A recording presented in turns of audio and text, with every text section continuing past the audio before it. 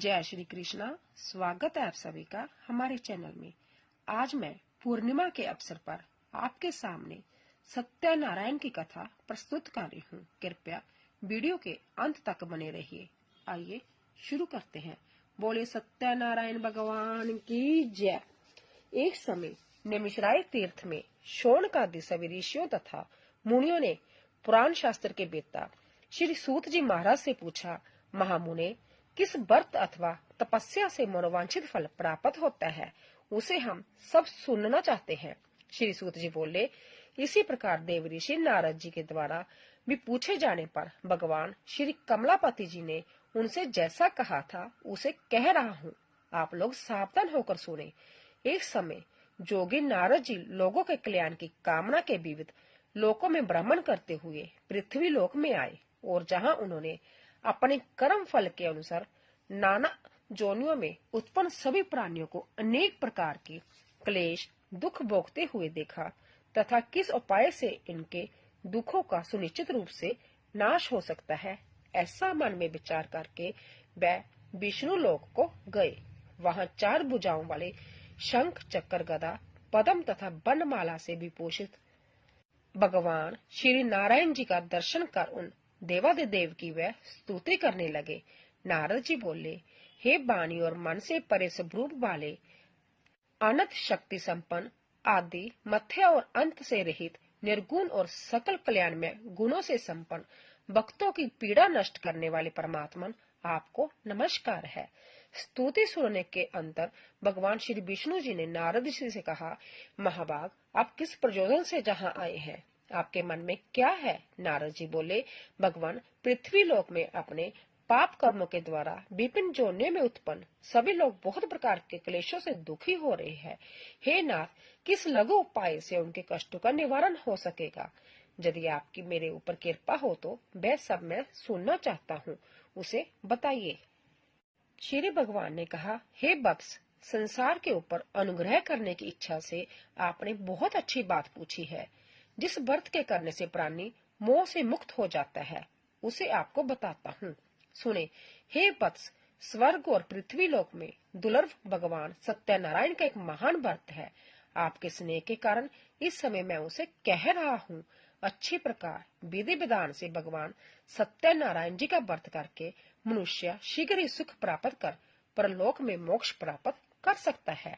भगवान की ऐसी वाणी सुनकर नारद जी ने कहा, प्रभु, इस व्रत को करने का फल क्या है? इसका विधान क्या है? इस व्रत को किसने किया और इसे कब करना चाहिए? जैसा विस्तार पूर्वक बतलाइए। भगवान ने कहा, जय श्री सत्यनारायण जी व्रत दुख शोक आदि का शमन करने वाला, धन धान्य की वृद्धि करने वाला, सौभाग्य और संतान देने वाला तथा स्वतंत्र विजय प्रदान करने वाला है। जिस किसी भी दिन भक्ति और श्रद्धा से संबित होकर मनुष्य ब्राह्मणों और बंधु बांधवों के साथ धर्म में तत्पर होकर सायंकाल में भगवान श्री सत्यनारायण जी की पूजा करे, नैवेद्य के रूप में उत्तम कोटि के भोजनीय पदार्थ को सवाया मात्रा में भक्ति पूर्वक अर्पित करना चाहिए। केले के फल, घी, दूध, गेहूं का चूर्ण अथवा गेहूं के चूर्ण के अभाव में साठी का चूर्ण, शक्कर या गुड़, यह सब योग्य सामग्री सवाया मात्रा में इकट्ठी कर निवेदित करना चाहिए। बंधु बांधवों के साथ श्री सत्यनारायण भगवान जी की कथा सुनकर ब्राह्मणों को भोजन कराना चाहिए। भक्ति पूर्वक प्रसाद ग्रहण करके नृत्य गीत आदि का आयोजन करे।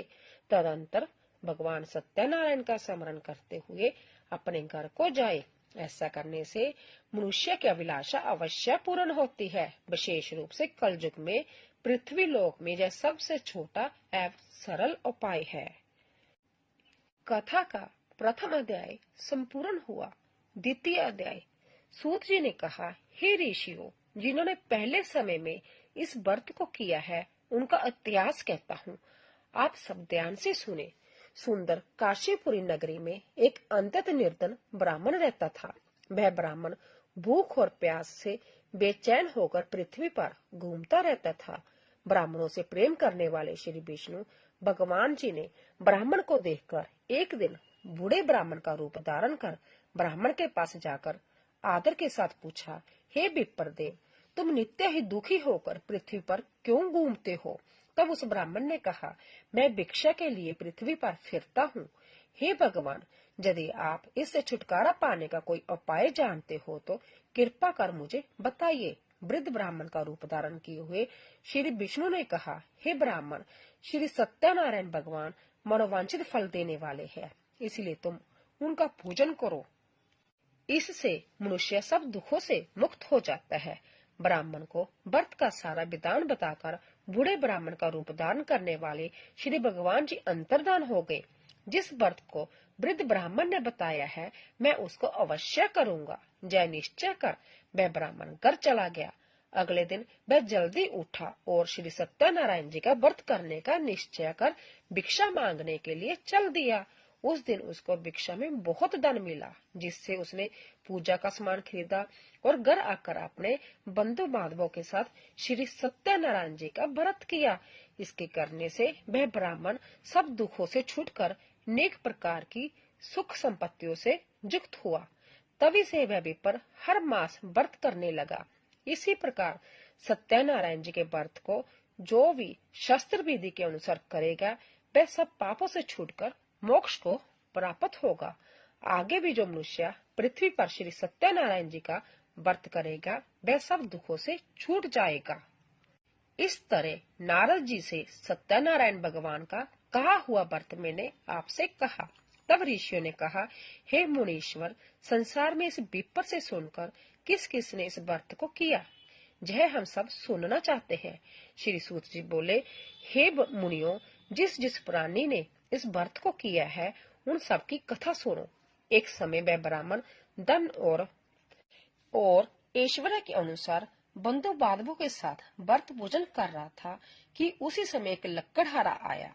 उसने लकड़ियां बाहर रख दी और विप्र के घर में चला गया।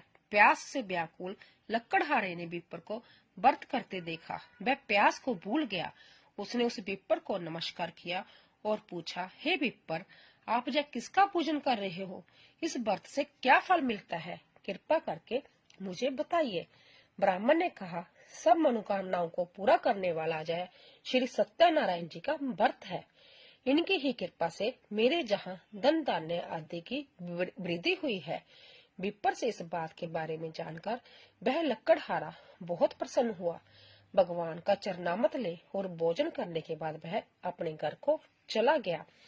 अगले दिन लकड़हारे ने अपने मन में संकल्प किया कि आज ग्राम में लकड़ी बेचने से जो धन मिलेगा, उसी से भगवान सत्यनारायण जी का उत्तम व्रत करूंगा। मन में ऐसा विचार कर वह लकड़हारा लकड़ियां अपने सिर पर रखकर जिस नगर में धनवान लोग रहते थे, वहां गया। उस दिन उसे उन लकड़ियों के चौगुने दाम मिले। वह बूढ़ा लकड़हारा अति प्रसन्न होकर पक्के केले, शक्कर, शहद, घी, दूध, दही और गेहूं का चूर्ण इत्यादि भी श्री सत्यनारायण भगवान के व्रत की सभी सामग्री लेकर अपने घर आ गया। फिर उसने अपने बंधु बांधवों को बुलाकर विधि विधान के साथ भगवान की पूजा और व्रत किया। उस व्रत के प्रभाव से वह बूढ़ा लकड़हारा धन पुत्र आदि से युक्त हुआ और संसार के समस्त सुख भोग कर बैकुंठ को चला गया। सत्यनारायण व्रत कथा में दूसरा अध्याय संपूर्ण। तीसरा अध्याय। श्री सूत जी ने कहा, हे श्रेष्ठ मुनियों, अब एक और कथा कहता हूँ। पूर्व काल में उल्का मुख नाम का एक बुद्धिमान राजा था। वह सत्यभक्त और जितेंद्रिय था। प्रतिदिन देव स्थानों पर जाता तथा गरीबों को धन देकर उनके कष्ट दूर करता था। उसकी पत्नी सुंदर और सती साध्वी थी। भद्रशिला नदी के तट पर उन दोनों ने श्री सत्यनारायण भगवान जी का व्रत किया। साधु नामक एक वेश्या राजा को व्रत करते देख उनसे पूछने लगा, हे राजन, भक्ति युक्त चित्त से जय आप क्या कर रहे हैं? मेरी सुनने की इच्छा है। तब महाराज उल्का मुख ने कहा, हे साधु वेश्या, मैं अपने बंधु बांधवों के साथ सनातन की प्राप्ति के लिए महाशक्तिमान सत्यनारायण भगवान का व्रत व पूजन कर रहा हूँ। उसने कहा, हे राजन, मुझे भी इसका सब विधान बताइए। मैं भी आपके कथा अनुसार इस व्रत को करूंगा। मुझे कोई संतान नहीं है। विश्वास है कि इससे निश्चय ही मेरे जहाँ भी संतान होगी। राजा से सब विधान सुन व्यापार से निवृत्त हो वह बेश्या खुशी खुशी अपने घर आया। बेश्या ने अपनी पत्नी लीलावती से संतान देने वाले उस व्रत का समाचार सुनाया और प्रण किया कि जब हमारे जहाँ संतान होगी तब मैं इस व्रत को करूंगा। एक दिन उसकी पत्नी लीलावती संसारिक धर्म में प्रवृत्त होकर गर्भवती हो गई। उसने एक सुंदर कन्या को जन्म दिया। कन्या का नाम कलावती रखा गया। इसके बाद लीलावती ने अपने पति को स्मरण लाया कि आपने जो भगवान का व्रत करने का संकल्प किया था, अब आप उसे पूरा कीजिए। साधु बेश्या ने कहा, हे प्रिय, मैं कन्या के विवाह पर इस व्रत को करूंगा। इस प्रकार अपनी पत्नी को विश्वास दे वह व्यापार करने चला गया। काफी दिनों पश्चात वह लौटा तो उसने नगर में सखियों के साथ अपनी पुत्री को खेलते देखा। बेश्या ने तत्काल कलावती के लिए कोई सुयोग्य वर की तलाश की। कंचन नगर के एक सुजोग बणिक पुत्र से अपने बंधु बांधवों सहित प्रसन्नचित होकर अपनी पुत्री का विवाह उसके साथ कर दिया। बेश्या विवाह के समय भी सत्यनारायण का भगवान का व्रत करना भूल गया। इस पर श्री सत्यनारायण भगवान की लीला हुई। अपने कार्य में कुशल साधु नामक बेश्या अपने जमाता सहित नाव को लेकर व्यापार करने के लिए समुद्र के समीप स्थित रत्नासपुर नगर में गए। दोनों ससुर जमाई राजा चंद्रकेतु के नगर में व्यापार करने लगे। एक दिन भगवान सत्यनारायण जी की माया से प्रेरित एक चोर राजा का धन चुराकर भागा जा रहा था। सजा के दूतों को अपने पीछे आते देखकर चोर ने घबराकर राजा के धन को उनकी नाव में रखकर भाग गया जहाँ ससुर जमाई थे। जब राजा के धन को उनकी नाव में रखा देखा तो पकड़कर राजा के समीप जाकर बोले, हम ये दो चोर पकड़ कर लाए हैं, आप आज्ञा दे। राजा ने कारागार में डालने की आज्ञा दे दी। इस प्रकार राजा की आज्ञा से उनको कठिन कारावास में डाल दिया गया तथा उनका धन भी ले लिया। सत्यनारायण भगवान की लीला के अनुसार साधु बेश्या की पत्नी लीलावती व पुत्री कलावती भी घर पर बहुत दुखी हुई।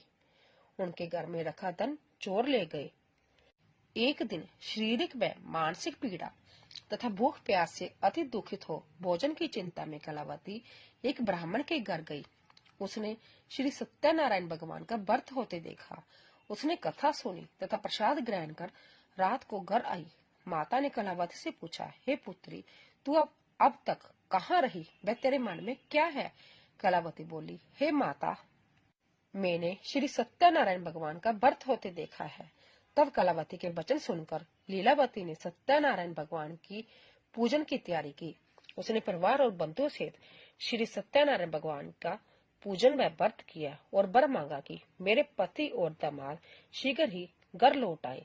साथ ही प्रार्थना की, हम सबका अपराध क्षमा करो। श्री सत्यनारायण भगवान जी इस व्रत से संतुष्ट हो गए। उन्होंने राजा चंद्रकेतु को स्वप्न में दर्शन देकर कहा, हे राजन, जिन दोनों बेश्यों को तुमने बंदी बना रखा है वह निर्दोष है, उन्हें प्रांतः ही छोड़ देना। राजा से वचन कहकर भगवान अंतर्धान हो गए। प्रांतःकाल राजा चंद्रकेतु ने सभा में सबको अपना स्वप्न सुनाया और सैनिकों को आज्ञा दी कि दोनों बनिक पुत्रों को कैद से मुक्त कर सभा में लाया जाए। दोनों ने आते ही राजा को प्रणाम किया। राजा ने उनसे कहा, हे महान बाबो, तुम्हें भाविवश ऐसा कठिन दुख प्राप्त हुआ है, अब तुम्हें कोई भय नहीं, तुम मुक्त हो। ऐसा कहकर राजा ने उनको नए नए वस्त्र आभूषण दिए तथा उनका जितना धन लिया था उससे दूना लुटाकर आदर से विदा किया। दोनों बेश्या अपने घर को चल दिए। सत्यनारायण व्रत कथन तीसरा अध्याय संपूर्ण। चौथा अध्याय। श्री सूत जी ने कहा, बेश्या और उसके जमाई ने मंगलाचार करके यात्रा आरंभ की और अपने नगर की ओर चल पड़े। उनके थोड़ी दूर आगे बढ़ने पर दंडी वेशधारी श्री भगवान जी ने उनसे पूछा, हे बेश्या, तेरी नाव में क्या है? अभिमानी बणिक हंसता हुआ बोला, हे दंडी, आप क्यों पूछते हैं? क्या धन लेने की इच्छा है? मेरी नाव में तो बेल और पत्ते भरे हैं। बेश्या का कठोर वचन सुनकर दंडी रूप में भगवान ने कहा, तुम्हारा वचन सत्य हो। ऐसा कहकर वहां से कुछ दूर जाकर समुद्र के किनारे बैठ गए। दंडी महाराज के जाने के पश्चात बेश्या ने नित्य क्रिया से निवृत्त होने के बाद नाव को ऊंची उठी देखकर अचंबा किया। तथा नाव में बेलपत्ते आदि देखकर मूर्छित हो जमीन पर गिर पड़ा। होश आने पर अंततः शोक प्रकट करने लगा। तब उसके जमाता ने कहा, आप शोक न करें, यह दंडी महाराज का श्राप है। अंत्य उनकी शरण में ही चलना चाहिए, तभी हमारी मनोकामना पूरी होगी। जमाता के वचन सुनकर दंडी महाराज के पास पहुंचा और भक्ति भाव से प्रणाम करके बोला, मैंने जो आपसे असत्य वचन कहे थे उसके लिए मुझे क्षमा करे। ऐसा कहकर वेश्या रोने लगा। तब दंडी भगवान बोले, हे बनिक पुत्र, मेरी आज्ञा से तुझे बार बार दुख प्राप्त हुआ है, तू मेरी पूजा से विमुख हुआ है। तब उसने कहा, हे भगवान, आपकी माया से ब्रह्मा आदि देवता भी आपके रूप को नहीं जान पाते, तब मैं अज्ञानी भला कैसे जान सकता हूँ। आप प्रसन्न होइए, मैं अपनी सामर्थ्य के अनुसार आपकी पूजा करूंगा। मेरी रक्षा कीजिए और पहले के समान मेरी नौका को धन से भर दीजिए। उसके भक्ति युक्त वचन सुनकर भगवान जी प्रसन्न हो गए और उसकी इच्छा अनुसार वर देकर अंतर्धान हो गए। तब ससुर व जमाता दोनों ने नाव पर आकर देखा कि नाव धन से परिपूर्ण है। फिर वे भगवान सत्यनारायण जी का पूजन कर जमाता सहित अपने नगर को चले आए। जब वह अपने नगर के निकट पहुंचा, तब उसने एक दूत को अपने घर भेजा। दूत ने वेश्या के घर जाकर उसकी पत्नी को नमस्कार किया और कहा, आपके पति अपने दामाद सहित इस नगर के समीप आ गए हैं। लीलावती और उसकी कन्या कलावती उस समय भगवान का पूजन कर रही थी। दूत का वचन सुनकर साधु की पत्नी ने बड़े हर्ष के साथ सत्यदेव का पूजन पूर्ण किया और अपनी पुत्री से कहा, मैं अपने पति के दर्शन को जाती हूँ, तू भी कार्य पूर्ण कर शीघ्र आना। परंतु कलावती पूजन और प्रसाद छोड़कर अपने पति के दर्शन के लिए चली गई, परंतु उसको पति का दर्शन प्राप्त नहीं हुआ। नौका को डूबा हुआ तथा कन्या को रोती हुई देख वेश्या दुखित हो बोली, हे प्रभु, मुझसे या मेरे परिवार से जो भूल हुई है उसे क्षमा करो। उसके दीन वचन सुनकर सत्यदेव भगवान प्रसन्न हो गए। आकाशवाणी हुई, हे वेश्या, तेरी कन्या प्रसाद छोड़कर आई है, इसका पति अदृश्य हुआ है। यदि वह घर जाकर प्रसाद खाकर लौटे तो इसका पति अवश्य मिलेगा। आकाशवाणी सुनकर कलावती ने घर पहुंचकर पूजन कर प्रसाद खाया और फिर आकर अपने पति के दर्शन किए। फिर वेश्या ने वही बंधु बांधवों से सत्यदेव का विधि पूर्वक पूजन किया। वह इस लोक का सुख भोग कर अंत में स्वर्ग लोक को गया। सत्यनारायण व्रत कथा में चौथा अध्याय संपूर्ण। 5वां अध्याय। श्री सूत जी ने आके कहा, हे ऋषियों, मैं एक और कथा सुनाता हूँ। प्रजा पालन में लीन तुंगध्वज नाम का एक राजा था। उसने भगवान सत्यदेव का प्रसाद त्यागकर बहुत दुख पाया। एक समय राजा वन में वन्य पशुओं को मारकर बड़ के वृक्ष के नीचे आया। वहां उसने ग्वालों को भक्ति भाव से बंधु बांधवों सहित श्री सत्यनारायण जी का व्रत पूजन करते देखा, परंतु राजा देखकर भी अभिमानवश ना तो वहां गया और ना ही सत्यदेव भगवान को नमस्कार ही किया। जब ग्वालों ने भगवान जी का प्रसाद उनके सामने रखा तो वह प्रसाद त्याग कर अपने नगर को चला गया। नगर में पहुंचकर उसने देखा कि उसका सब कुछ नष्ट हो गया। वह समझ गया कि यह सब भगवान सत्यदेव ने ही किया है।